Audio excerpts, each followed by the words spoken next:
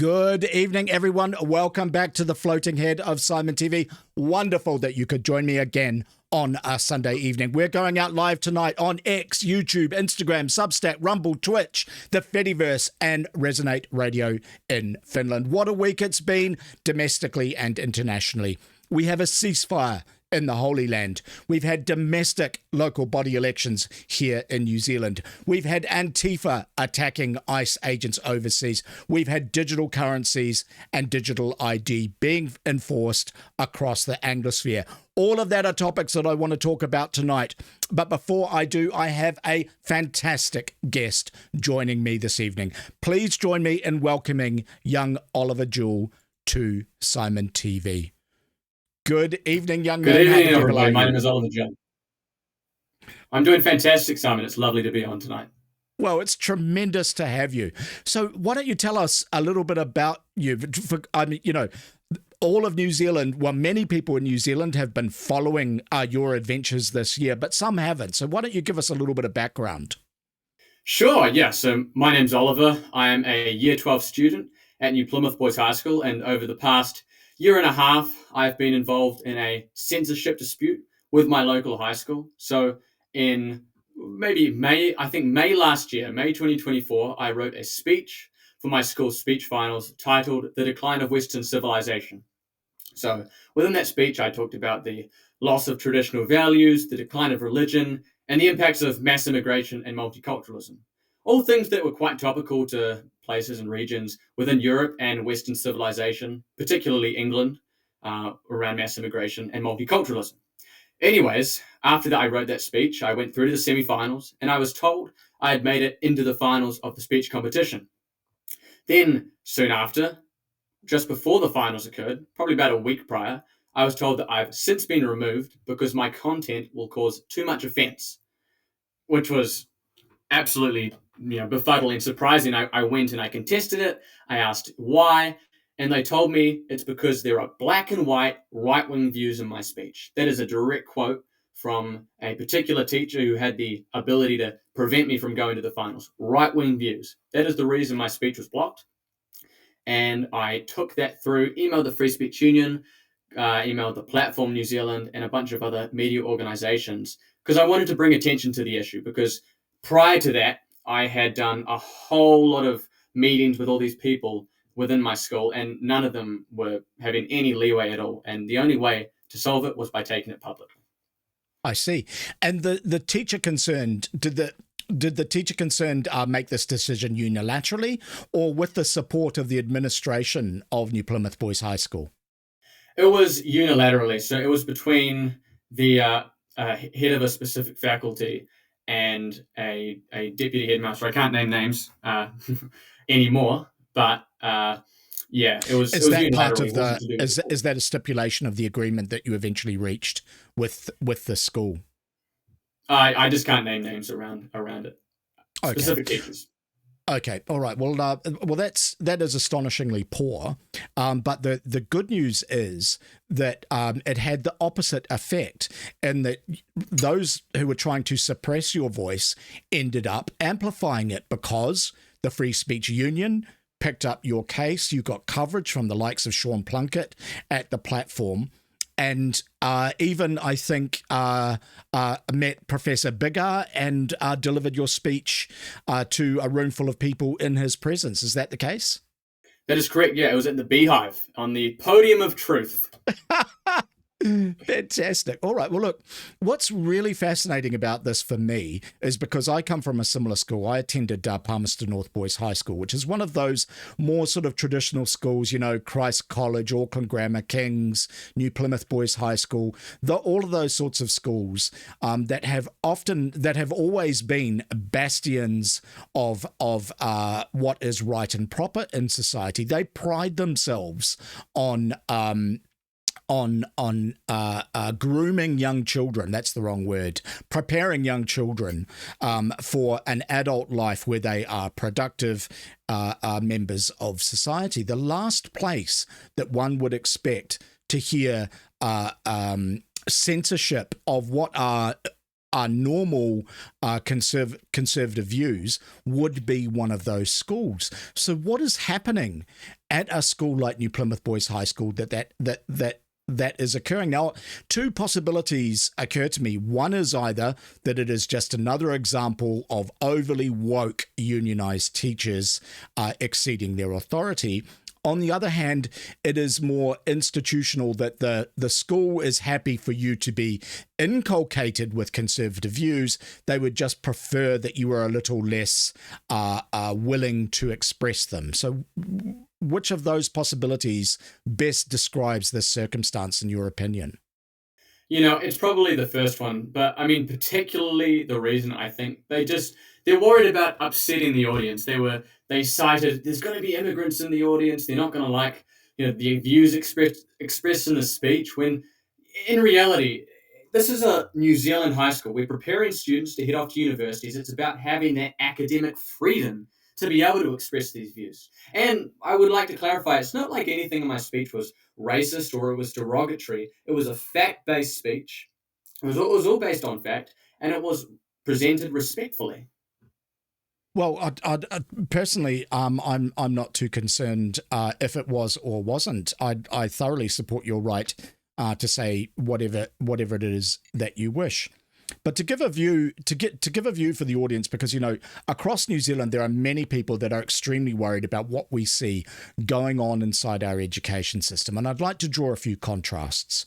To give you an example, when I went to high school in the 1980s, it was unusual for me to know the given name of any of my teachers, and I wouldn't know anything about their marital status or pretty much anything outside of the school environment, unless it was perhaps the sporting environment, right? Like if they were coaches and things like that, I would know that they had an interest in a particular sport.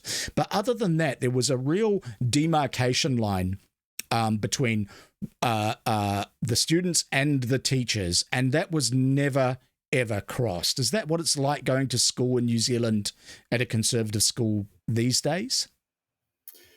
I mean, I wouldn't call New Plymouth Boys High School conservative. They're more kind of probably slightly Traditional? left-leaning, like most, but yeah, traditional, definitely.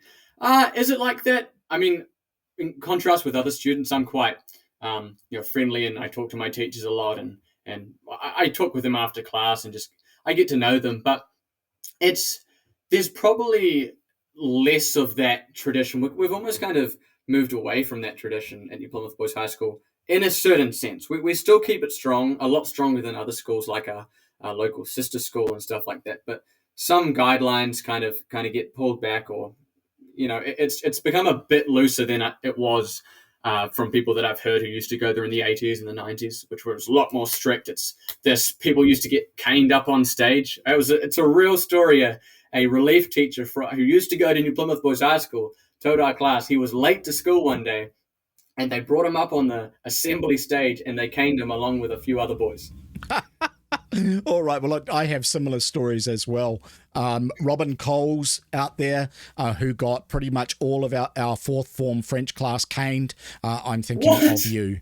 What happened? A student misbehaved in one class, upset a female teacher, and so the deputy rector came in for our next French class and randomly chose half the class and caned all of them. But yeah, and Robin Coles, if you're watching, that was entirely your fault, and don't believe for a moment that I have forgotten. Okay, would you know the marital status and the sexuality of any of your teachers? No, not at all. Not at all. Okay, so then that is something that they still keep private to themselves. Of course, yes. Okay, well, that's fantastic to hear, because the perception from the outside looking in of New Zealand's education system is that students are being programmed, inculcated into extreme left-wing views, that it is just it's teeming with enforced rainbow ideology, enforced kapa haka, enforced climate nonsense, rather than actually giving kids a proper education and teaching them how to think. Is that a fair assessment, or do those of us looking at education from the outside have a misperception? I wouldn't call that an entire misperception. There are certain aspects of it. We have quite a few classrooms at New Plymouth Boys High School that have their rainbow flags draped up the back, and you have a lot of some rainbow groups that people come in on every Friday at New Plymouth Boys High School. And yeah, I wouldn't call it a misconception, particularly with history classes. They kind of typically, I find, this more indoctrination stuff. They do it when you kind of, in year 9 and 10, particularly around the Treaty of Waitangi or all this kind of stuff. I remember some stuff from my year 9 history class where we were forced to watch these kind of videos that depicted the atrocities of colonialism. But, of course, there were wrongs done with colonialism. There were, your deaths. You can't deny that. That's undeniable. But something I found quite interesting is how one-sided it was. It never acknowledged the benefits that colonialism also provided to New Zealand, along with the negatives. I mean, colonialism provided roads, horses, buildings, guns, money, bricks, glass, technology, government, all these things that have built New Zealand today. And I mean, they never Your really perception is that those aspects are not covered within the curriculum. No, not at all. It's quite one-sided. It is quite one-sided. Okay. Well, that's interesting. But before we continue, I do want to say good evening to some of the regulars that have shown up in the chat. It is wonderful to see you all. I see my fellow content creator, the Anglo-Saxon, is here. Nice to see you, young chap. PLJ, my old friend, is doing some moderation, which I thoroughly appreciate. Shelley the Kiwi is here, which is wonderful, who says that you are a wise young chap. Dagsy's here as well. Hello, Dagsy. Don't forget, we've got to talk about that thing. And PLJ says, Oliver Jull won against establishment's wokery. I think that is a fair assessment. The Crunkster is here, who says, classic cancel culture. It takes courage to stand your ground against wokeness. Well done, Oliver. I think that is an assessment that many Kiwis share. We really like to see, because, we have this perception that all of these youngsters are just absolutely propagandized and come out of the educational institutions fully indoctrinated into left-wing wokery. And that brings me quite nicely onto one of the subjects that I wanted to talk to you about, was the pushback that seems to be occurring within your generation, that we are starting to see perhaps some youngsters who naturally rebel against ideas that are forced upon them, adopting a more rational, conservative approach to things. Would that be a fair assessment? Certainly a fair assessment, yeah. Okay, now how much of it is just youthful rebellion versus how much of it is kids just saying, hang on a second, this wanker teacher is talking bollocks? I mean, yeah. Look, I think you're definitely right that it's that kind of pushback. What we do see is we do see that kind of indoctrination. A lot of the stuff we're taught is quite clearly leaning one side of the political spectrum, and you know exactly what side that is. And the natural human reaction is to question, to be curious, and to ask, is what we're being taught really the truth? And pushing back against that. I was researching into this. It's called reaction theory, actually. It was coined by a Harvard-educated psychologist, Jack Breman, 1966. And it's kind of how humans just have a natural contrarian impulse to ideas that are forced upon them. If you notice that that your ability to think and adopt certain ideas is restricted by the people around you, you're more likely to adopt the opposite ideas. And I think that's kind of what's happening. If you tell people they can't think something, they're going to try and think it twice as hard. All right. And what is the reaction from the teachers in your school to that sort of resistance to their ideology? Well, I will give you an example. I haven't revealed this at all to any media. I haven't talked to Sean Blanket about it before, but it's kind of another example that goes hand in hand with my speech dispute at New Plymouth Boys High School. Because what happened in the year prior to that speech dispute in 2023, the context was you're coming up to the general election. There's a lot of stuff going on with co-governance. And some of you guys, and you, Simon, you may have heard of Julian Batchelor, who ran that Stop Co-Governance movement. And I brought a Stop Co-Governance booklet to school, which I lent to one of my friends. He took this into his history class, and he brought it out to show one of his friends in class. And you wouldn't believe what happened. A teacher walked across the classroom, saw that booklet, disagreed with the content, picked it up, ripped it in half. Now, mind you, this is personal property of a student. Just because it's content that they politically disagree with, they've come and torn it up. Torn up personal property, handed it back to the student, and told them, I don't want to see that in my classroom again.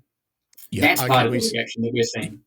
Right, well, Rebellion that from is absolutely teachers. terrible. All right, any teacher who behaves like that is not educating students. They are devoting their career to indoctrinating them. I don't believe a teacher who behaves like that should be employed in the profession. All right, a few more comments from the chat that I wanted to talk about. The Streisand effect, says PLJ. Yes, exactly right, that amplification. Giovanni's here. Good evening, Giorgio. And he says, good evening to Oliver. Dr. Evo said, did they ever mention the NZ Maori begged and pleaded with the Crown for almost a decade to come and establish our government? Was that fact ever mentioned to you? No, not at all in our history curriculum. No, okay, all right. Well, that was, because for many of the Maori tribes, they're very, very concerned about, and rightly so, what might happen if New Zealand was occupied by the French. The Anglo-Saxon asks, is Oliver's speech available to read? I think it's available to read, but it's also probably available to watch. Isn't that right, Oliver? Yes, Sean Plunkett's got a video of me watching it from last year. It's got about 60,000 views. You can find it on YouTube. Okay, I hope you grab that Anglo-Saxon. Embrace Empathy is here. I've got a good number that come to my clinic, and believe me, they aren't woke. Many are angry at the indoctrination of the left, rural Waikato. Well, that kind of fits Embrace Empathy in, sort of more rural areas. It was posted on the platform when he was talking to Sean. Oh, okay, you've covered that aspect. All right.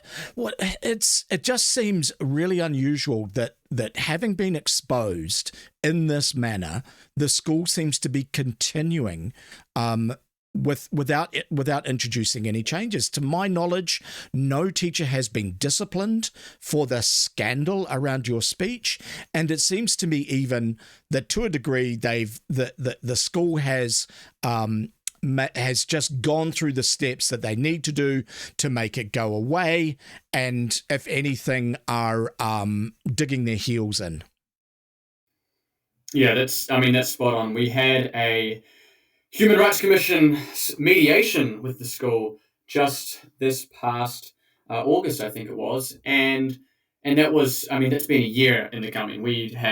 I emailed the Human Rights Commission the morning of the first interview with Sean Plunkett to get this sorted, and it took over a year to get it arranged. It's a very slow process, and we finally had that. It was attended by myself, my parents, two representatives from the Free Speech Union, and then on the other side of the table, it was the Board of Trustees head, the headmaster, and their very expensive legal representation from Simpson Grierson in Auckland.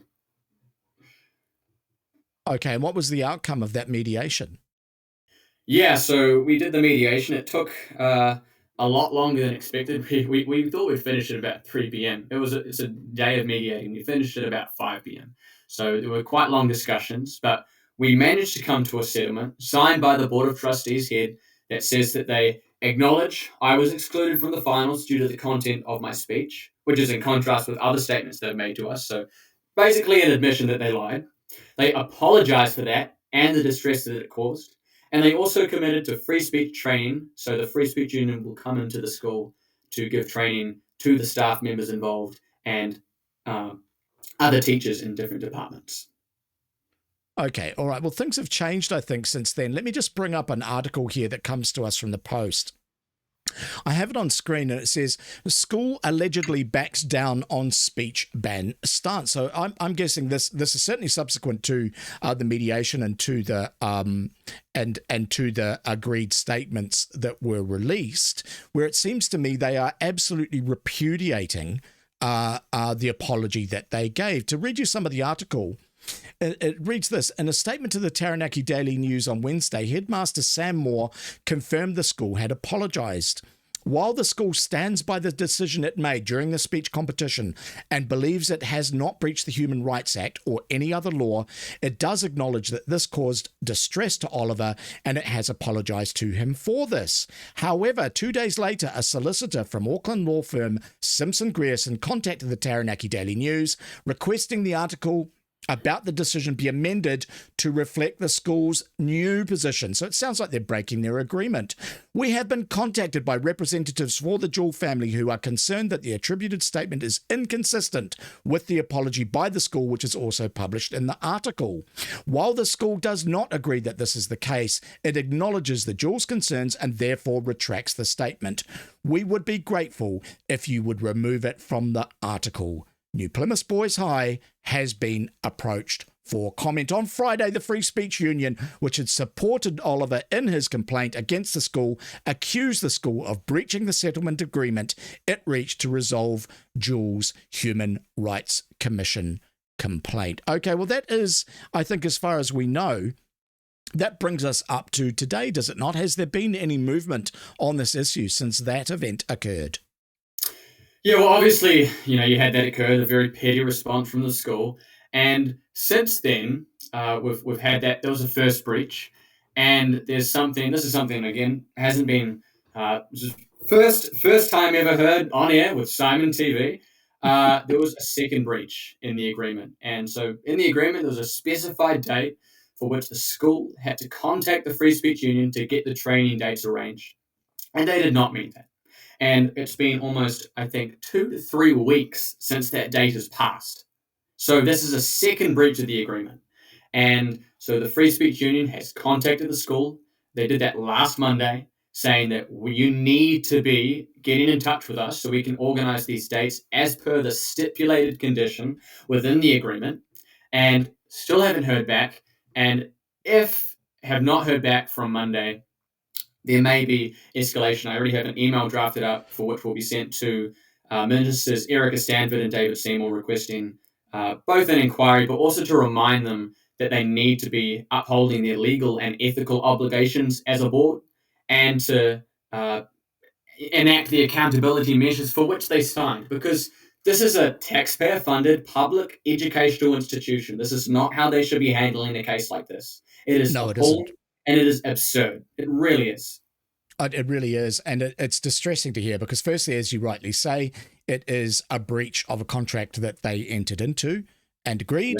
Right. But the second thing is, how the hell is the school so resistant to free speech training? They obviously have an issue around free speech. They need that training, but of course, they don't want to have it. What is the involvement, do you know, of the teachers' trade unions, such as the Post-Primary Teachers Association? Yeah, so haven't heard anything from them in regarding to this case. I'm sure they would have heard of it. They probably had to be briefed on it. I'm sure Chris Abercrombie, I think, is the PPTA president. But they've never made a statement on this. I'm not sure what consultation they've had regarding it. You could probably find that through a OIA request to the school, which we've had to do on some occasions. But yeah, no, haven't heard anything to do with the unions regarding this, though. Okay, all right. And it's also worth keeping in mind that this is an exam week for you. So you're focused very much on your academic studies, but you have these pressures going on in the background with the school not being at all cooperative and meeting their obligations and their statutory obligations. Yeah, correct. It's mock exam week here at New Plymouth Boys High School. Most schools in New Zealand had them last term, but we're fortunate enough that we have the holidays to study and we get them in the first week. So yeah, just finished my last one on Friday. So I think it went well, but I'll have to see. I'm surprisingly, I've done a little bit of work this year, Simon, and I'm actually a contender for top in my year, so I'll have to see how that congratulations. Wonderful, wonderful. And what subjects are you studying this year? I'm taking economics, business studies, accounting, English, calculus, and music. Okay, good for you. That sounds like a good mix. And you're intending to head off to university? Yeah, I'm planning to go to either Auckland, Otago, or potentially University of New South Wales and Sydney to pursue law and international relations, or if not international relations, something to do with finance. Okay, all right. Well, that certainly sounds like a good mix. Okay, turning to the chat, Debbie Lacey is here. Good evening, young lady. Wonderful that you made it. I hope that your mum and dad are doing well. Embrace Empathy says, Human Rights Commission aren't much chop, sadly, and I think it's because National are fully on Labour's wacko agendas. Thank goodness for New Zealand First. I agree with that. Certainly, just this week, Melissa Darby, who is the Race Relations Commissioner in that office, very much blotted her copybook by promoting restrictions upon free speech. I was very, very disappointed with that. Also, Stephen Rainbow, who is the Human Rights Commissioner, has not been everything that everyone hoped for. I think it'd be fair to say. TNSNZ says, evening all involved. I recall this subject. On another topic, it's good to see some young ones getting involved. I agree. Get into it. We are all getting older. That is very, very true, particularly me. Socialite is here. Good evening, young man. Very disappointed by the election. Essentially, nothing has changed with the Masterton Council, still dominated by progressive type intent on spending lots of money. I am very, very sorry to hear that, Socialite, but hey, let's face it, at least, count your chickens, man. You're not in the People's Republic of Wokington. Auckland and Otago are filled with wokery and identity politics. Speaking about the universities, that is very, very true. Although I do think, at least I do hope, that in the next parliament there will be more of an effort to clean up what is happening inside New Zealand's universities. All right, Oliver, I have another article that I wanted to talk to you about, and this is a thing that came from Paul Stevens, who's the trade unionist who was screeching about how youngsters are refusing to be indoctrinated into far-left wokery. This came to us from the press, and guys, you may have seen this a couple of weeks ago. I'll just read you a little bit of it. Secondary school teachers in New Zealand are witnessing an alarming rise in extremism amongst students, with young men particularly susceptible to misogynistic ideologies promoted by figures like Andrew Tate. Whether it's young students strutting around as the Trump boys or submitting social science assignments with trad wife ideologies, secondary school teacher Paul Stevens said the issue has reached a tipping point in the past 2 years. What did you make of that article, Oliver? Yeah, I saw that. I saw Sean Plunkett's interview with Paul Stevens as well. I mean, Paul Stevens seems like a bit of a nut job, if I'm being honest. He's openly gay in the classroom. He's quite a woke fest, if I'm being honest. About that article specifically, not surprising from the PPTA. They've spoken out previously in support of the hikoi. They've spoken that they should have lots of titiriti, of waitangi, all throughout the curriculum. They've spoken out against the Treaty Principles Bill. I mean, the PPTA, which I believe is the largest union for teachers, I mean, they have the ability to shut down schools, as we've seen in this coming week. I think they're quite, left-leaning. I think it's a bit stupid to go ahead and say that there's this huge rise in right-wing extremism within New Zealand schools when the fact is they don't even have any proper evidence to corroborate it. It's all anecdotal evidence. It is very much true. But a couple of questions. Firstly, how reflective would you think his attitudes are? Like, having read that article, would you think that encapsulates a common attitude from the teachers that you encounter at school? Or is he an outlier? It's probably more the almost the official. No, he's not an outlier. I'll tell you that now. It's probably almost more an official management thing where they have to make sure that they appear positive and receiving and woke and in the public light. I know a lot of teachers who have views that are very contrasting to this all woke sort of stuff. But the thing is, they can't speak out about it because they'd lose their job or that it'd be going against the grain of the school. But having that being said, there are a lot of teachers. I'd probably say it's probably almost a 60-40 split between teachers who are quite woke, who are quite left-leaning, and then the 40% who are kind of almost revolutionaries in this period. Okay. All right. Well, certainly when I went to an all-boys school, the leftists were they were there, but they were inclined to be at least rational. They tended to be more class socialists rather than identity politics, critical race theory types, right? So, yeah. Their arguments were based actually at least in rationalism. So at least their ideas could be challenged. All right, well, what about the specific allegations that this chap makes in the article? Like, of course, to people like him, anyone who is to the right of Joseph Stalin is far right, and he uses broad terms to describe what is far right extremism. So the way he paints it is you have all of these little Nazis running around watching Andrew Tate at school, when in point of fact, I think that there's a broader spectrum at play, right? That, you know, there are students who may be encountering Jordan Peterson and listening to what that man has to say, which is a very, very different part of the spectrum from an Andrew Tate. So what are your thoughts on, and what are your experiences amongst your classmates of the sorts of material that you're consuming and on social media and the media in general? And also, what is the sort of the general positioning that you'd place yourselves on the political spectrum? Yeah, look, there's definitely a wide variety of perspectives that I've seen. I think probably among young adults, there's definitely a rise in conservative views and conservative values. But it's almost more a divide that's been widened, like a quite a gap, because you're getting people moving slightly further right from, just from what I'm seeing within my school, but then you also have people moving further left towards the socialism and Marxist sort of things. I see that in my school as well. So I think I kind of reject his assertion that there's just a bunch of little Nazis watching Andrew Tate running around our high schools, when, in fact, it's a lot more than that. It's an oversimplification of the real issue. Yeah, a lot of people do see content from Andrew Tate on their social media. It gets pushed towards them, but they also see content from other influencers. And yeah, it's Okay, all right. prevalent. Well, I think it's really indicative that this chap talks about there being an issue with far right, but if there's Marxism in schools, which is very much the far left, he is making no comment about that. But is it actual Marxism? Like, this is people that are reading Karl Marx, Gramsci, that sort of thing? Or is it more the wokery end of critical race theory and that modern left-wing ideology?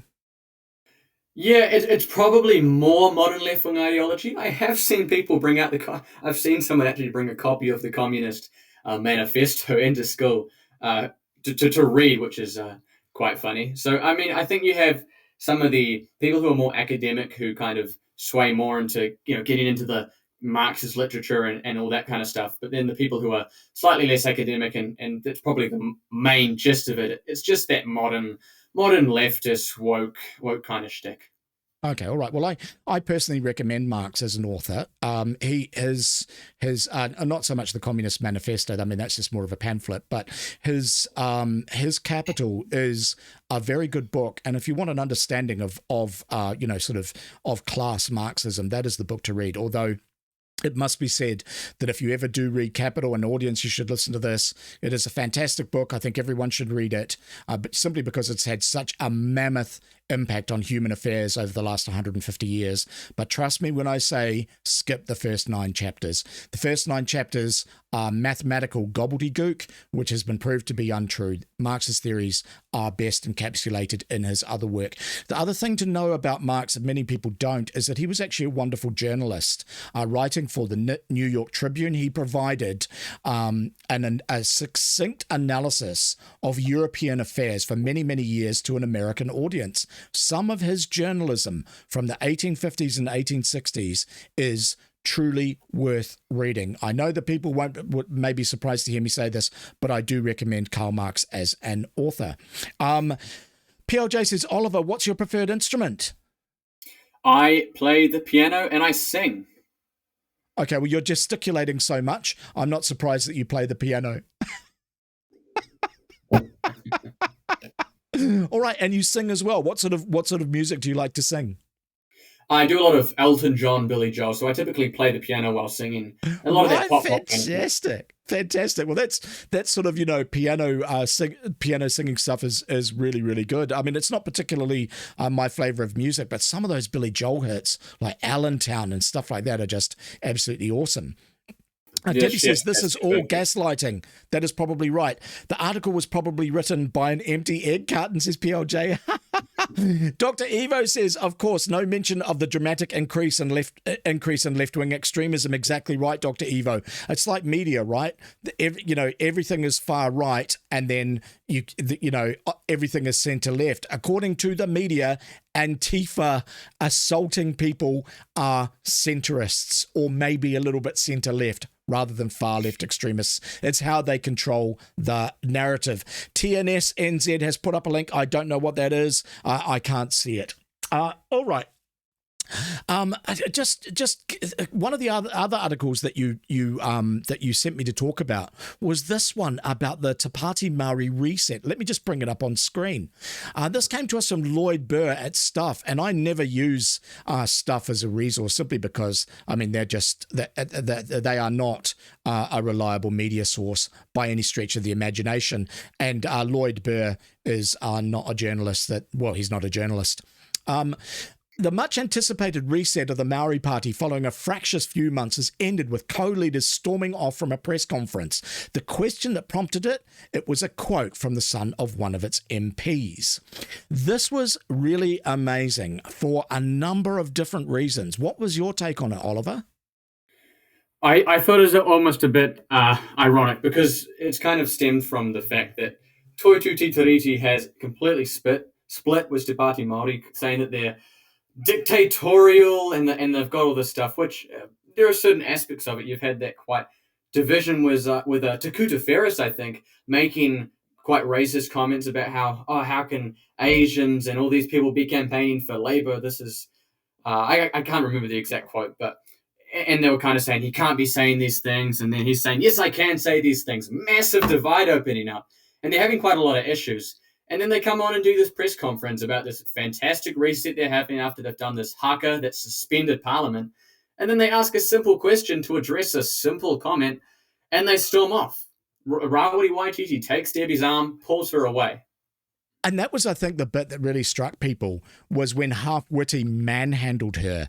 I've seen memes being created that go back to Rena Owen and Tamuera Morrison's scene in the film Once Were Warriors, describing that, because it certainly didn't do anything to disavow the perception, right? Like, he gets the question from Mariki Sherman, or whatever that woman's name is, saying, what is this about the dictatorial nature of the party? And rather than answer the question, he prevents Debbie Packer from answering it by literally dragging her away. It's sort of like, well, you don't really need to answer it with words, chap. You've kind of demonstrated what it's actually like, right? But I personally don't believe that that's who they're talking about. I think, because let's face it, Rawiri Half-Witty, he's a fucking moron, right? Like that guy is I'd be very surprised if he is not medically, retarded. Like he'd fit the, I mean, he's not, he's not all there by any stretch of the imagination. He's certainly not smart enough to run a political party. I think when they're talking about the dictatorship inside that party, they're actually talking about the party president, John Tamahiri, that Rawiri Half-Witty is just the puppet. Yeah. I mean, possibly. I mean, it's really just a pretty awful party. I mean, Rawiri Waititi, I can't believe he's in charge. This is the same guy that in 2022, pretty much threatened David Seymour's life. Joking about how he's going to put poisonous seeds in David Seymour's drink next time he sees him in Parliament. And this is the same party that constantly doing all these hakas, disrupting and pulling gun signs at Seymour and ripping up treaty principles. But all they do is just havoc. It's just controversy. They're there to disrupt. Yeah, they're there to disrupt, and it is shameful. New Zealand's reputation is once again being besmirched internationally. I mean, I've seen large social media accounts with millions and millions of followers that are promoting this and just laughing at the country. And of course, this just plays into what the Maori Party wants to do. They want to cause as much disruption as possible because they don't believe that the Parliament of New Zealand is legitimate. The problem that we've got is that in Jerry Brownlee, we have a Speaker of the House who enables them. He was complaining, you see, about, oh no, you're breaking the agreement. And he is just a weak man. That guy is as weak with the Maori Party as he is at avoiding a free buffet. All right, I have another article that I wanted to bring up. This came to us from the wonderful Charter Daily. I don't know who runs the Charter Daily on X for New Zealand, but whoever it is provides a great deal of really useful information. I'm guessing he's using something like MathLab. He or her is using something like MathLab to produce some really interesting graphs. And one of them came up today, or rather last night, that I thought was really interesting. And what I've got on screen, Oliver, is the breakdown of the results of 2025 local council polls on Maori wards or constituencies. Okay, and it's showing the difference. It's a graph which shows the percentage of people in the area who were of Maori descent, and on the other axis, percentage of voters who voted for left-leaning parties at the 2023 election. Okay. Based on the early counts, Charter Daily writes, 20 of the 37 district councils polling on Maori wards have voted to remove them. 14 have voted to keep them, and 3 results are still outstanding. Results for the 5 regional council polls will come out a bit later. Now, what's really interesting about this chart is on the vertical axis is the percentage of people who voted left at the last election, okay? And there's a real striking difference, right? The bottom of the graph is absolutely full of all of the electorates that voted to get rid of the apartheid Maori wards. At the top of the graph, which represents those electorates which tended to vote left at the last election, they are predominantly green.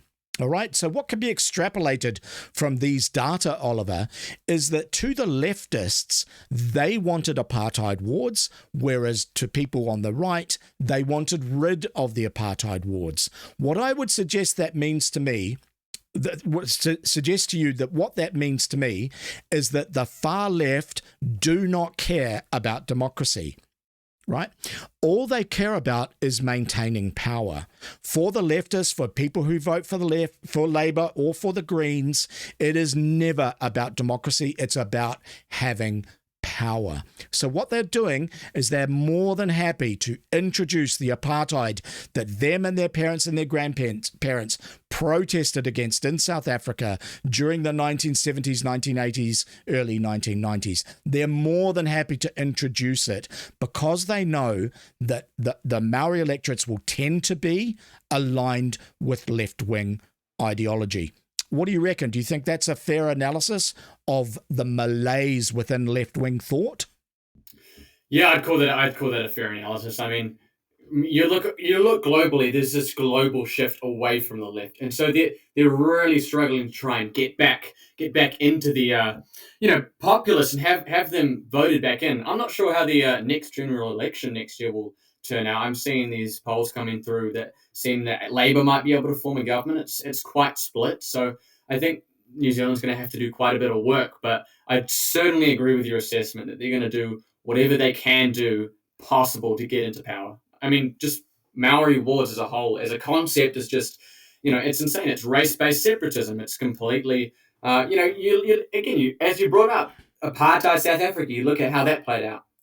Look at South Africa now. Well, that's very, very true. And it just shows that it's the base hypocrisy of the left, that they talk about democracy and they're all for it when it suits them. But when it comes right down to it, they will discard it for power. This is why I have been arguing that it is absolutely critical to ensure that there is never a Labour government in New Zealand ever again. The damage that the Ardern regime did to the instruments of state that we can normally rely upon to be the checks and balances of our democracy, the police, the judiciary, the civil service, all of those institutions fell into line and did what they were told. They were not the bastions of democracy, protecting the populace from an authoritarian leader and an extremely left-wing political party. New Zealand went under John Key from being described in the South Pacific as the rock star economy of the Asia Pacific to being now the absolute bottom of the OECD in almost every social statistic and economic statistic. We cannot afford to have this happen. But as you say, the hard left, the far left, they know that they are losing in the court of public opinion. And that is why they are expending every possible effort they can to get back into power. And even democracy won't stand in their way. All right, PLJ has an interesting comment. The Overton window in Plato's cave is a ranch slider. That's pretty funny. Dr. Evo says, heard another fantastic soundbite the other day, possibly explaining the popularity of the Crazy Greens. It's no longer the Overton window, it's the ovarian window that's shifted. Yeah, Dr. Evo, I use that term in the interview that Cam Slater had with me last week. I thought it was pretty funny. I picked it up from one of the chaps who presents on the great podcast, the podcast of the Lotus Eaters, because it's very, very true. Here in New Zealand, for women under the age of 50, they overwhelmingly support Labour and the Greens. Something like 72% of Kiwi women under the age of 49 or younger support either Labour or the Greens, despite what that party did to our country, and despite the fact that both of those parties are hell-bent on supporting troonery and removing women's rights. It seems ridiculous to me that so many women are prepared to vote to have their own human rights taken away, but they do it.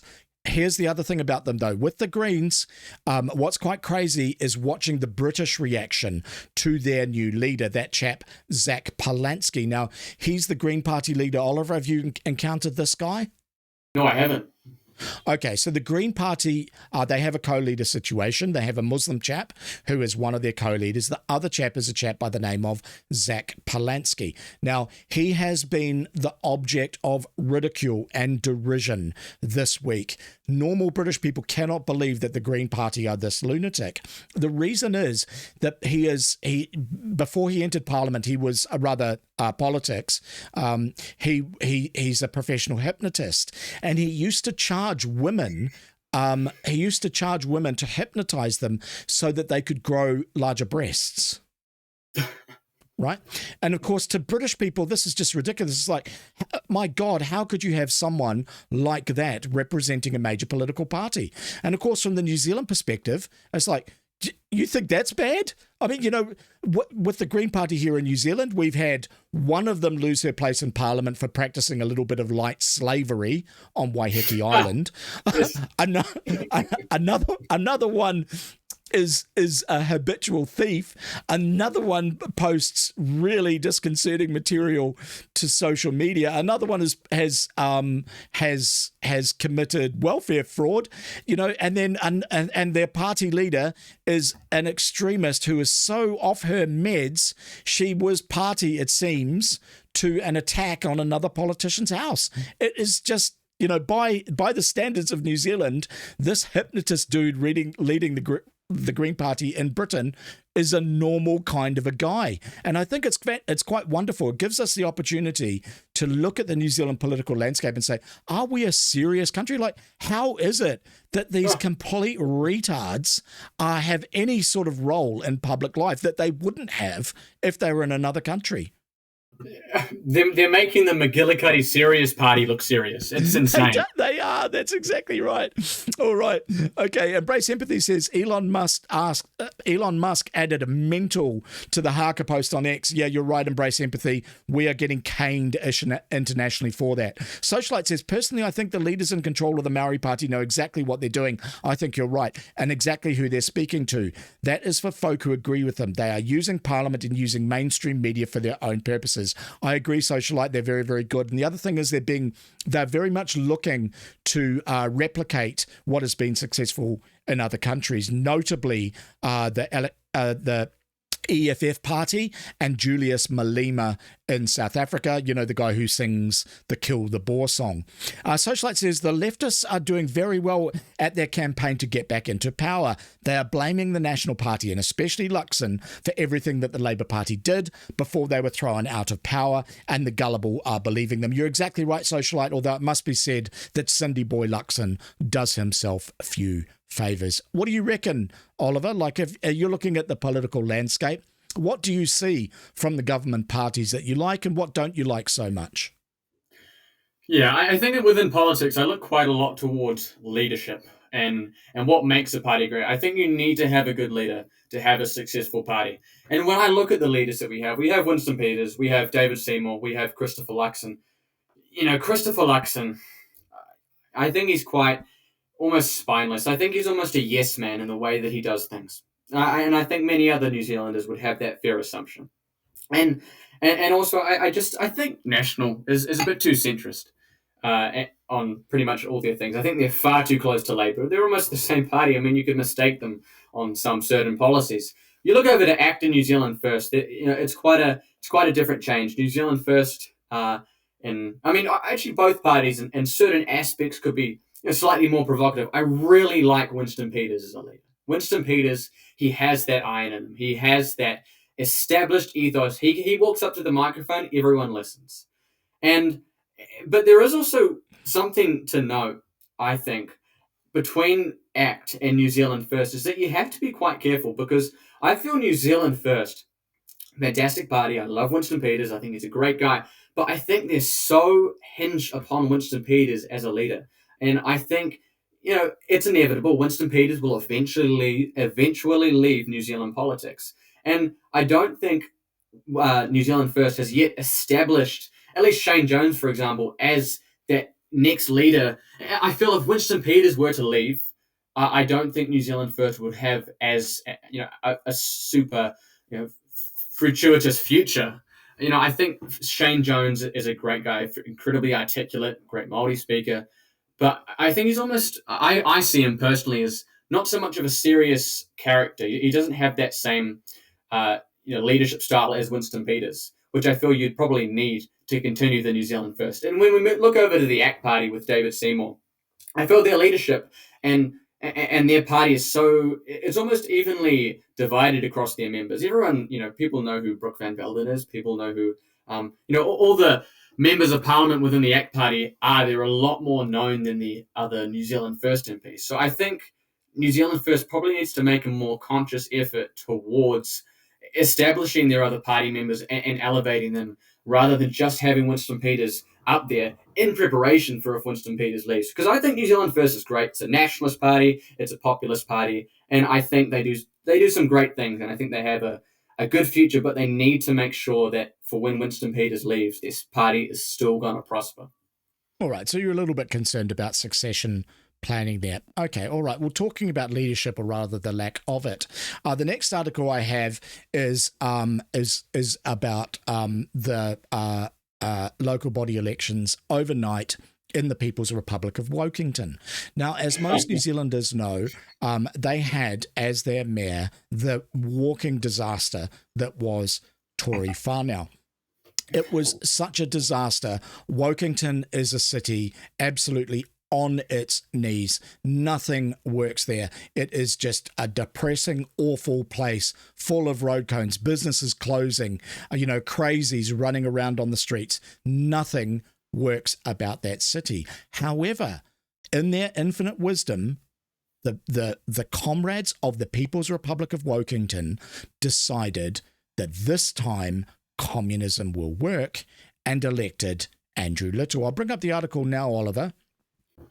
This comes to us from Scoop. This is the press statement that Comrade Little issued to celebrate his electorate victory as mayor. And I thought I'd read a little bit of it to you. Andrew Little promises serious leadership and real change for Wokington. Andrew Little released a statement thanking Wokingtonians for giving him a mandate to deliver serious leadership and real change for the city. I think that means Labour Party red communism as opposed to Green Party green communism. I'm grateful to everyone who has put their trust in me, and I will honour that trust. Little said, Wokington faces challenges, but I believe that together we have the talent, the ideas and the ambition to get our city back to its best. Today's result is a clear mandate for the plan I put to voters, enabling more affordable housing, faster, more reliable public transport, investment in our community facilities, backing local businesses and getting the council's costs under control. I want to acknowledge everyone who stood in this election. Local democracy is stronger when people step forward with ideas and conviction. I also want to acknowledge outgoing Mayor Tori Whanau for her service to the city. The challenges ahead are real and complex. I'm confident that together we will deliver for Wokington. I'll work constructively with councillors across the political spectrum because that's what our city needs. The first job our council faces is building back trust. Under my leadership, Wokingtonians can expect a council that is solely focused on what's best for the city, and that is my clear expectation. I will always make it a priority for the council organisation to be more transparent, open and accountable to the public. I'll work with central government regardless of who's in power, and I'll build and rebuild enduring and positive relationships with businesses, workers, community groups, mana whenua and any Wokingtonian who wants to play a part in making our city better. I'm proud to have run a positive campaign. Wokingtonians are smart, creative and care deeply about our city. You have big ideas worth listening to, and as Mayor, I will listen. I'm honoured to have the opportunity to deliver the change Wokington needs. What do you reckon about that? I like how he uses the word "the change," but it's same but different. Outgoing Tori Whanau, bring in Andrew Little. I mean, look, Andrew Little is actually a family friend of mine. My grandmother, surprisingly, no, my great-grandmother, she stood for Labour in the New Plymouth electorate, knew Andrew Little quite well. He's a nice guy, but I mean, his policies, I don't think that's the change Wellington needs. Though interesting, I saw Ray Chung, who was the, wasn't he the opposition to Andrew Little? Am I correct with that? Ray Chung? Yeah, he's an independent centre-right candidate. Yeah, and I saw Ray Chung talking about how I'm surprised, how did my campaign not work? But I think we have to acknowledge, I mean, this is Wellington. This is an inner CBD. CBD's, historically vote left. I think I'm not surprised with the result of Andrew Little coming in. It's Wellington. What do you really expect? It's Wokington, as you say. But yeah, I think there could have been a lot better options for them to pick, but it's quite hard to persuade the minds of the stubborn. Well, really, you're right. And it really is quite astonishing that even after all of the damage that far-left ideology has inflicted upon that city, he won overwhelmingly. There was a huge number that, these people, they cannot be convinced to see sense. And it's one of the advantages that Wokington enjoys is that their luxury Marxism is financed by the rest of the country, because all of our taxes go to paying huge salaries to this bloated civil service, so they can just kind of continue in their idiocy at the expense of the rest of us. All right, I have a few comments in the chat. Casey Costello did a bloody brilliant speech last week. That's very true. Embrace empathy. Against Pussy Boy, it was epic. The media attacked her a lot. They absolutely did, and that was a wonderful speech. Oliver, did you catch that? I did see some small segments of it. She did quite well. Yeah, she did, and I think that she's a quiet performer, and she's one of several inside the ACT Party. NZ Parliament needs a total clean out, says Debbie Lacey, and I absolutely agree, Debbie, but the only way we can do that is at the ballot box. I do feel sorry for what happened with Winston, his family and his dog. Yeah, exactly right, Debbie, and I mean, it's absolutely terrible that we have Antifa attacking Winston Peters' home. His partner was injured by it. His dog was terrified. Their guest was terrified. And then what happens? Crowbar Chloe stands up at a press conference, and she's got the leader of Antifa who were picketing Winston Peters' home standing beside her and then denying any responsibility. It reminded me of Chloe Swarbrick going on national television while I was publishing footage from Albert Park, and she was saying cringy revisionist to Brooke Van Velden, and it was a peaceful protest. I released a video of that time interspersing my video footage from Albert Park and Chloe Swarbrick lying to the New Zealand people. I recommend anyone who missed it at the time, go and watch it. That woman has form. I do feel sorry for what happened. I read that. Smoke the wasp's nest out, says Shelley. Well, it doesn't seem to really help, right? Like, no matter what happens, none of these people, whenever they're exposed, actually lose their jobs. Once upon a time, if you were humiliated, caught lying, caught misleading the New Zealand people, caught misleading Parliament, that would cost you your job as a minister, and you would probably not be standing at the next election. Here in New Zealand, it doesn't happen, right? You can disrupt Parliament, as Oliver says, as the Maori Party does, and there are no consequences. You can be Chloe Swarbrick, who is at best an apologist for Antifa violence against women and the elderly in Albert Park and Antifa violence at Winston Peters' home, and she still keeps her job. The world is not what it once was. TNS says, let's see how the Wokingtonians feel in a couple of years, I reckon. Astronomical rates increases can provoke many reactions. I think that's all good, but I think we ought to leave them to it. I think we need an Israeli-style separation fence between Wokington and New Zealand. Shelley says there used to be a lot of decorum in Parliament these people don't have. That is exactly right. Waitbro says, what does Oliver think about gingers and how many internment cads would he have constructed should he gain power? Well, that's a nice question. Did gingers get a hard time at your school?